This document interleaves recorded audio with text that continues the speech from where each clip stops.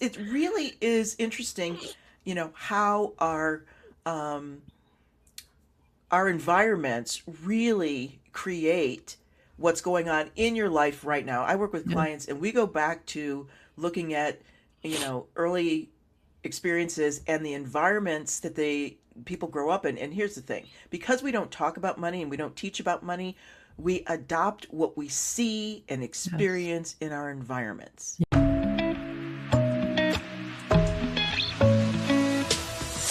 Hey, I'm Teen Zekas, your pivot and pay strategist. I help Black women double their income by leveraging their existing skills. I am all about getting Black women paid, whether you're an employee or a business owner. And you're listening to the Getting Black Women Paid podcast. Let's go.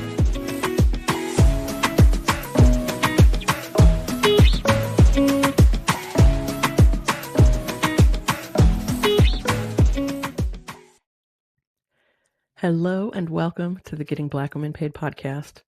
I'm your host, Teen Zekas, international speaker, award-winning author, founder and CEO of Getting Black Women Paid, and your Audacity coach.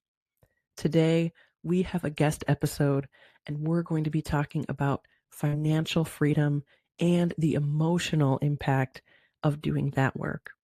Before we get into it, I would love to introduce you to our guest. Estelle Gibson is a CPA, TED speaker, international best-selling author, and holistic financial coach. With over 40 years of professional experience in finance, purchasing, and management, she's worked with individuals and companies from small, privately owned businesses to Fortune 500 corporations in diverse industries. As an ICF certified coach with over 20 years of experience as a holistic financial coach, she supports her clients to learn how to manage their money in simple ways that are personalized for them and to break free from the limiting beliefs and fears that stop them from taking actions so they can achieve their goals and dreams. In 2019, she delivered a TED Talk on financial dependency, and in 2023, with over 2.3 million views, it was rated by Reuters as one of the top TED Talks on personal finance. In 2021, she authored her first book, Rewrite Your Money Story Guided Journal. And in 2024, her second book, Poor by Choice, Overcome the Lies and Create a New Financial Truth, became a #1 bestseller. Without further ado, let's get into our conversation with Estelle Gibson. Estelle, thank you so much for joining me. Oh my gosh, Teen, I'm so excited to be here with you. I cannot wait. I've been itching to have this conversation, so Yay! I'm really excited. But before we dig into it, Mhm. I always like to start with your origin story. I'm Mm. curious how you came to be doing this work. Well, it starts fairly early. um, and I talk about in my TED talk that my dad started teaching me about money when I was 8 years old because I Mm, used to follow him around. And then um, the actual getting into my profession started in high school. I was in a lot of honors classes and I had a free study hall, and the assistant principal said, "You're not going to study hall." And I was so disappointed because all my friends were in study hall, and I wanted to go to study hall so we could, yeah. you know, put on makeup and do whatever we were doing in study hall. And she said, "Oh no, you need to take something else." I'm like, "I've taken everything. There's nothing else for me to take." And she said, "Why don't you take accounting?" And I didn't. I was like, "What is that?" And she's like, "Just sign up for it. You'll love it." And so I did. I just did what she said. And it was beginning. That was the beginning for me because it was the thing for me. I just loved that class. And then I was in some other business classes, and they were recruiting. I was 16. They were recruiting for someone to work as an assistant bookkeeper. So I went to work for Chicago Title Insurance Company, our local branch of it, as an assistant bookkeeper until I went to college. Wow. So I got practical experience. Then I went in as a declared accounting major. Yeah. So Amazing. that's the professional career. What I'm doing now got started from my divorce story. So I had went through an unexpected divorce. My husband came home one day and just said, "I want a divorce," and then like that, my whole life changed because I just wasn't Wow. prepared for that. And here I am, a financial professional, working with people's money all day long, but I had handed over my financial power because I went back to what I'd seen growing up, that one person Yep. managed all the money. So, because I was dealing with people's money all day long, I was happy that my now ex husband was managing all the money. Yeah. But what I didn't do was pay attention and stay involved. And so when we got divorced, I was left with a house I couldn't afford, bills I couldn't pay because I'd gone from a two income household to one. So I had to rebuild my life. And at the same time, it was such uh, a trauma Yeah. for the divorce that I had to rebuild my life financially and emotionally at the same time. Yeah. And because of that, I went through this whole phase of self-development and then got into coaching and got involved in my church, and actually what I saw and how I started this whole thing was I saw that the two communities that I was in, I'm in the self-development community where people are wanting to go for their purpose and live their dreams, and they're struggling with money. They're worried about money. They're worried about having enough and doing their purpose and not getting paid, all of these things. And here I am in the financial area where people Hmm. are worried about money and afraid of losing money and, stressing about every dime. And I'm like, I'm in two communities where everybody's worried about money. So it's like, Right. no one's having financial freedom. So that's when I put together the process that I use with my clients to achieve financial freedom and financial peace, because my community, both communities, even though they were different levels of income, they were experiencing the same thing emotionally. Mm. Yeah. Wow. What an incredible story. I think Yeah. a few things I want to highlight. One is even back as a kid when you were being punished for achieving so much in school. Right. Sometimes it takes a mentor or someone to kind of show you or Absolutely. introduce you to something you didn't know you could enjoy or really I was latch going to be a onto. nurse. Okay. I would not have, I mean, I probably would have, I wouldn't have been a good nurse. I'm sorry. First of That's all, so funny. One, all the blood and gore, I would have been like, and second of all, I have compassion, but I have so much like respect for nurses and all that they do. yeah, Um, so yeah, I would yeah. have been a nurse. You would love it. One of my clients is actually a nurse who helps other nurses deal with their finances. Oh my gosh, We'll that's have to so hook you up. awesome. That is so good. Yeah, but I just love that you had that person kind of show you the Mm, ropes, and I think it's such a reminder for us that we are also mentors and that we can show young absolutely. people in our lives, or not even young people, just people in our lives, can give them opportunities Absolutely. to explore new things.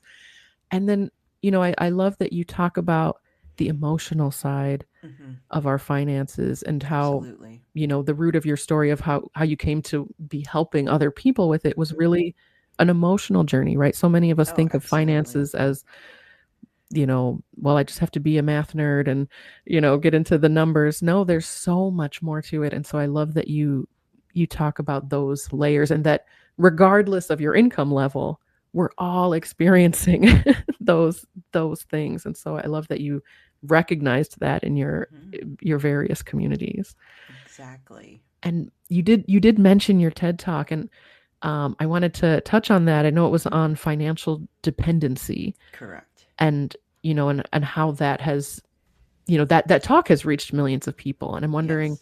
if you can unpack a little bit about what financial dependency really means Absolutely. and what it looks like in our everyday lives, especially for women. Yes. So financial dependency, as defined by me, is when someone is dependent on a person, a job, can be a job or situation, for money. And sometimes they feel trapped. Now, Mm. when I started the TED Talk, I was researching, and there wasn't much research, which is one of the reasons I did. I was like, I got to Yep. do this because nobody's talking about it because we don't talk about money. But I expanded it from just relationships and jobs to just think about it. In our time now, how many adult children are living at home with their parents and are Hmm. financially dependent? Hmm. How many people do you know that are taking care of an elderly parent? and Yeah. they have given up their home, their belongings to move in. How many times have people with hurricanes and tragedies and everything going on have to move in with some, they become financially dependent. They have an illness that they can't afford. Yeah. And then it's the traditional ones that people think about. I'm in a relationship and someone has power over me, or we share the responsibilities of finances. But because of the times that we're in, it really is expanded. And how many people are in a job that they have to keep for insurance that they hate, or they have to keep for some reason, for the income Yeah. or whatever. And actually, when I was started doing the TED Talk was when the Me Too movement started, and I was listening to somebody that was in the movie industry, and she said somebody was chastising her for, why didn't you just leave if there was a problem? She was like, I had a young child, I couldn't leave. I was worried that my name would be ruined. So there's all, Yeah. and that moment was when I was like, oh my gosh, I can totally relate to that. How many women can relate to this story? Yeah, it's a much more expanded version, but it creates economic, physical, and social, relational issues uh, when this happens. And a lot of people are in it and they don't even know it, teen. They just are Yeah. living out their lives, and they're living out what I call the four levels of belief, this model based on how they have grown up, basically. Right. Well, and when you talk about living in it and not even realizing it, right? Like for you, something very drastic had to happen to have you realize, "Oh, wait a minute, I didn't have a backup plan." And, so I'm wondering, you've lived this story personally and, handing you over your financial power, but then rebuilding your life afterwards. And I'm wondering, what are some of the biggest lessons that came out of that season for you? Um, Probably the biggest ones were the internal and the emotional and the mindset shifts that I had to make. Mhm. The realizations that I was still carrying. Um, I'll just share you a quick story. When I was 7 years old, my dad, there was five of us in the family, four girls and a boy. And my dad got together with the four girls and said, you're going to do a trade paper route. A trade paper was like Craigslist, but in a newspaper. Okay. So it came out every week and it had all the cars and all the stuff. And so we had to deliver all these papers. So for whatever reason, they sent me by myself. My dad sent us off in like four directions, and I ended up going down the street where the creepy man's house was. There's always like a creepy person's house in the neighborhood. And it was hot and it was sweaty and it was hard work and I was afraid. It was like I had to go to that house and all this stuff. And then I distinctly remember we came back, and a couple weeks later, my dad showed us a check, and it was for like $7.40. And then he snatched it away. And so, what I learned from that experience was I'm going to have to work hard. I'm not going to get to keep my money. And, this is the experience. And that was driving some stuff. It really was Yeah. driving some things. And the other thing that was very interesting is my sister, it is totally her lifestyle. She was like, "Oh, it was a cool bag," and she like enjoyed the experience, and she has an experience of enjoying money. So it really is interesting, how um, our environments really create what's going on in your life right now. I work with Yeah. clients, and we go back to looking at early experiences and the environments that they people grow up in. And here's the thing, because we don't talk about money and we don't teach about money, we adopt what we see and Yes. experience in our environments. Yes. And so when you're a young person, like I was 7 years old, I like made something up about that, and then I just carried it forward. I have to work hard. I have to work hard for money, and then I'm not going to be able to keep it. I mean, I was running Right. stuff for many years until I had to, begin to shift and transform that belief. Mhm. So I think that's the biggest thing, is that the power of your environment and of your beliefs. Because let's just face it, there's lots of information out there about money. You can learn about money everywhere on the internet. But it depends on your skill set, it depends on your learning style, and it depends on your view, mindset, experience with money. Mm. That's the driver. Oh, yeah, and man, if you've ever talked to, like, a 4-year-old, you realize how much of their world they're forming their understanding based on what they see. And if you're not actively, if no one's Absolutely. actively talking to you about it, Right. I'm thinking of an example. My niece, I'm biracial. My brother's biracial. Yeah. His wife is white, and my niece was looking at my parents and her parents, and she said, "Boys are black and girls are white." Like Wow. like based on her worldview and her sample size of Right. 4, that was accurate to her. And then she thought about it because she is the same color as her brother, and she said, "Oh, mommies are white and daddies are black. So when Yeah. Julian has kids, he'll be black too." Like it was. I mean, the way. But so if you're not talking about these things out loud, the way that kids Exactly. are going to put those things together and then internalize them, and that lives on with you forever based It on does. your understanding of what things looked like when you were a kid, and no one was even talking to you about what was happening. That's such an important insight that even you Yes. and your sister had the same experience, but you But it was different. experienced it differently, Completely different. and you took different messages from it as well. I think that's Absolutely. And so have important. different lives, lifestyles, spending habits, all of it. Yeah. And so we really need to think about that stuff and really analyze where those things came from and how to interrupt and change them Yeah, if we want or need to. I want to speak to that teen because it's very much like an algorithm and you can see how it shifts. So the formula or the process is your words, and your 4-year-old, this is perfect for that. Your words create your thoughts create your beliefs create your feelings, emotions that have you take action, whether it's react or act, and that creates your experience. And this is a Mm. reinforcing cycle. So let's talk about social media. So it's very similar. When you get on social media and you start commenting, interacting with certain things, what does the algorithm do? It creates more of the same for you. And it's the same with your Yep. words, thoughts, and beliefs.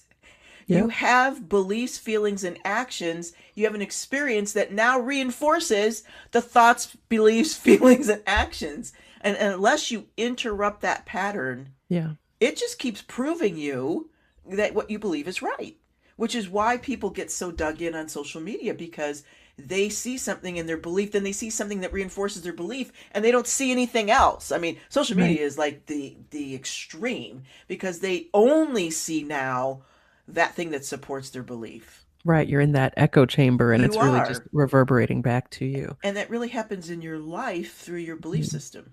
Yeah, and that ties in so well with your book Poor by Choice with a Yes. question mark, Poor by Right. Choice, and just that title really makes you think like, Absolutely. wait, is this a choice? You talk about, how to form a new financial truth. Absolutely. And so I'm wondering, how do your We do readers, that. or how do we do that? Okay, so we start with, and this is in the book, we start with my 5-step process, which is, where am I going? What is my destination? It's kind of built Mhm. on a journey. So I have people start there because most people aren't thinking about they're thinking about, like, I'm stressing over the whatever, but I Yeah. have people start with the dream because everybody defines financial freedom and financial peace differently. And so you got to know what you're going for. Is it money? Is it time? Is it, I want to take care of my family? Is it I want to make a difference? Is it Mhm. I want to have a retirement? What are we going for here? Yeah. Especially with young people, because I got to talk to them in a way that relates to them. I can't talk to you about your retirement if you're 25. Right. Right. I got to talk to you about what are you excited about and want to create in your life. So we start Mhm. with, where am I headed? It's like a GPS. And then we got to get with, where am I starting from? This is where people miss out. People want to take the first 7, 10 steps to get in action, but we've got to start with, where am I going and where am I starting from? Just like a Mhm. GPS. I can't give you the route if I don't know where you're at. And so that's where people have to take, I call it the getting real stage. You got to get real honest about money and mindset. What am I doing and what am I Yeah. not doing? And people don't want to look at that. It's like, Yep. I have a chapter in the book called No More Money Diets. It's like going on a diet, teen. People don't want to, Mm. like, look in the cupboard and see all the stuff that's not shouldn't be eating, and Yeah. let's write down what we're eating now so we know. People don't want to do that because they don't want to make a change. So, but we got to get there, and we got to look at your learning style. We got to look at, your money mindsets. We've got, so it's where am I headed and where am I starting from? And then we can create Hmm. a plan that's customized from you because we are all unique. So it can't Hmm. just be, there can be a framework of a plan, but the plan has got to make sense for you in your life based on what your Right. goals and your dreams are, and where are you starting from? Because if you're starting in a lot of debt, that's a different plan than somebody that's not. If you're starting without a job, that's a different plan than somebody that's been in their career for 20 years. So you know what I mean? It's completely different. And I have a framework that's called your money life cycle. Where are you at in your money life cycle? You know, with accumulating and investing, are you still dealing with student debt? Are we still in the, Right. building phase where we've got to pay some things off and we're not accumulating assets. We're not building a home yet. We're not. So, we got to take a look at where you're at in your money life cycle, where you're starting from. And then once we get the route, then we got to look at what are all the things that's where the mindset comes in. What's the pit stops?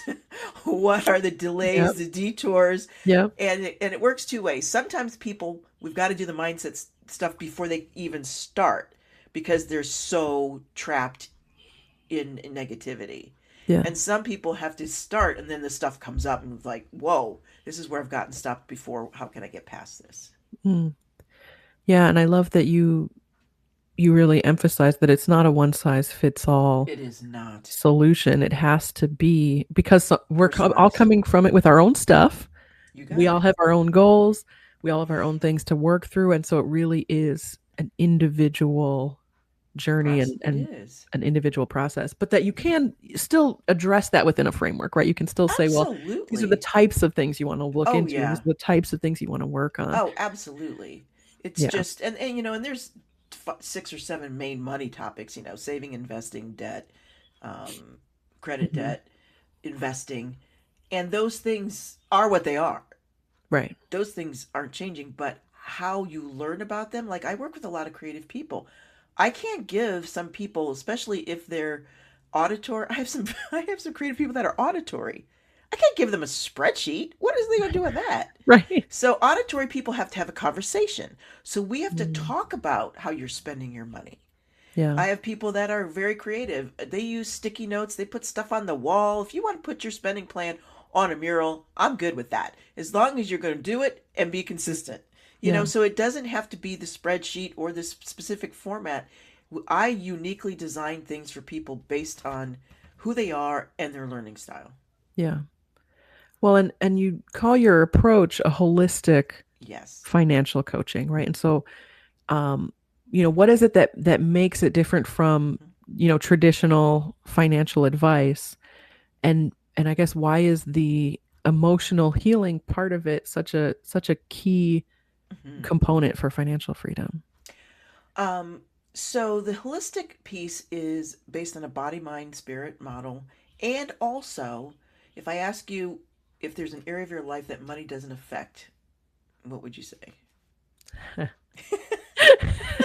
Yeah. So I have to look at it. I have people look at it from that perspective. We have to Yeah. look at people, places, and things. There's like 9 environments. This is a framework that was developed by Thomas Leonard, kind of the godfather of coaching.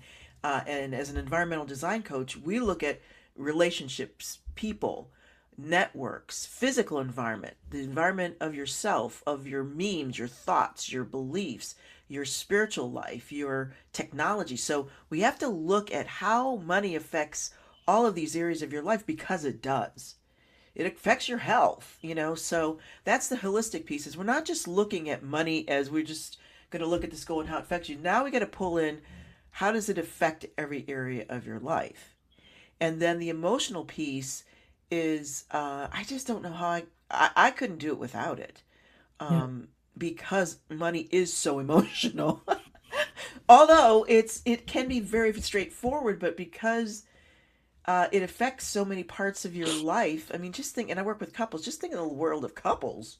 Oh my gosh, there's Yeah. so much emotion Yeah. around money with couples and with family members, and if you have a spouse, and even if you have a business, if you have a business, that's an emotional,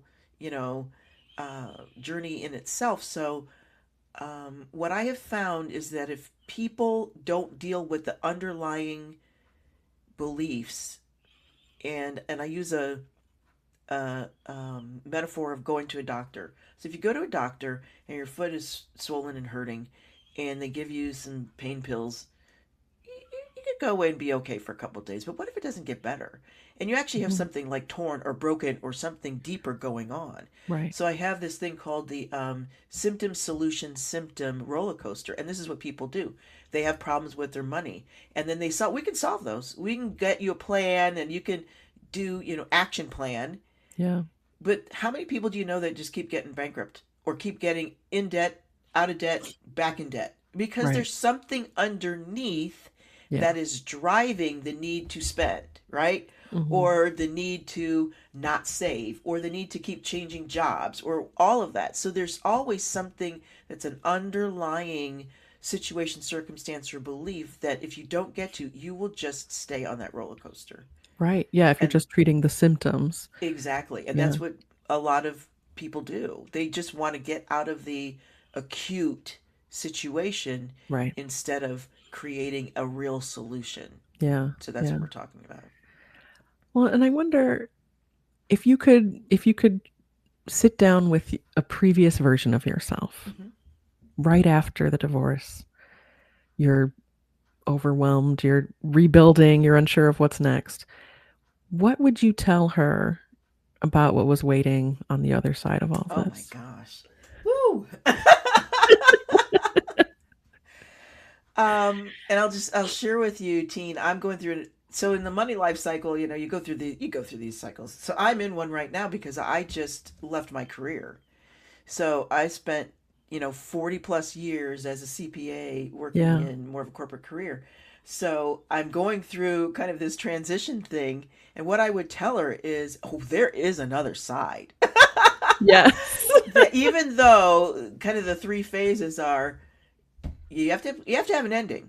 You have to have an ending to have a beginning. You got to shut a door to open another door. Mm, And then there's going to kind of be a void, which I did go through my divorce and I'm sort of going through in this moment.